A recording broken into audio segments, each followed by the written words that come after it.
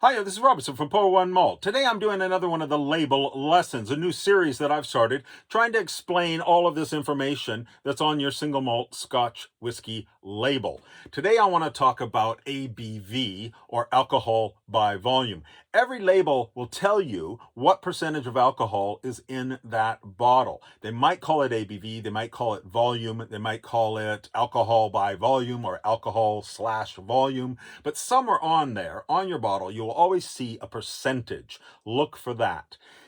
This one happens to be 59.6, but it varies from bottle to bottle. Now, there's a minimum. The minimum is 40% by law. You can't, the Lefroy here is 40%. You cannot bottle it less than 40%. If it's less than 40%, you're not allowed to call it Scotch and you're not allowed to call it whiskey. You have to call it spirit. So if you want to call it Scotch, if it says Scotch on the label, the minimum is 40% by alcohol. Now, the maximum is 94.8%, which is ridiculously high. And the only one to ever come close to it is Bruichladdich. They put out a whiskey called X4, and it came out at 92%, which is absolutely ridiculous. But normally when it comes off the still, whiskey's at between 70-75% when it comes off the still.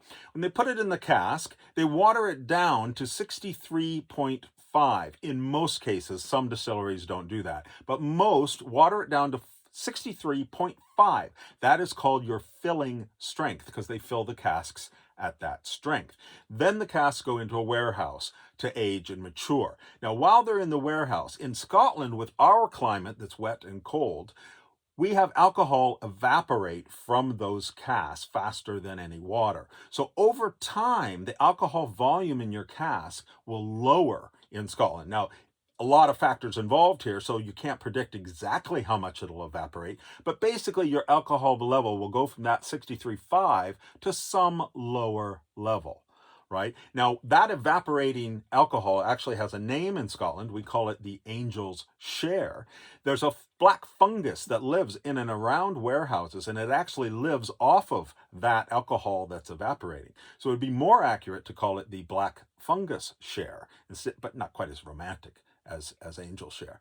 So the next strength we have is cask strength. So at some point, they're going to take that cask that's been aging and they're going to bottle it. Now, they might mix it with others and they might bottle it on its own.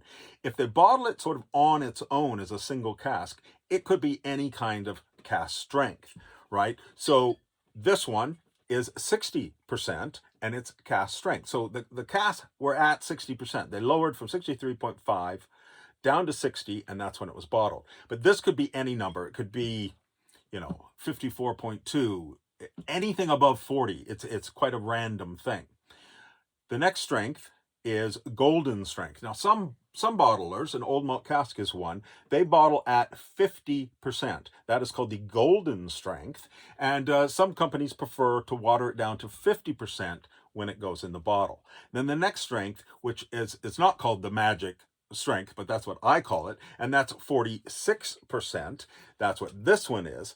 And the reason I call it the magic strength is because 46 and above pretty much guarantees you that this was not chill filtered and it was not artificially colored. 46 and above pretty much guarantees you're getting the real whiskey the way it came out of the cask. If it's below 46%, it probably was artificially colored. It probably was chill filtered. And I'll talk about those in a different video.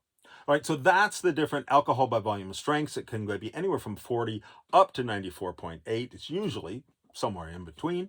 And you can always add your own water to lower it down to the strength you like. So enjoy your whiskey. Slàinte mhath.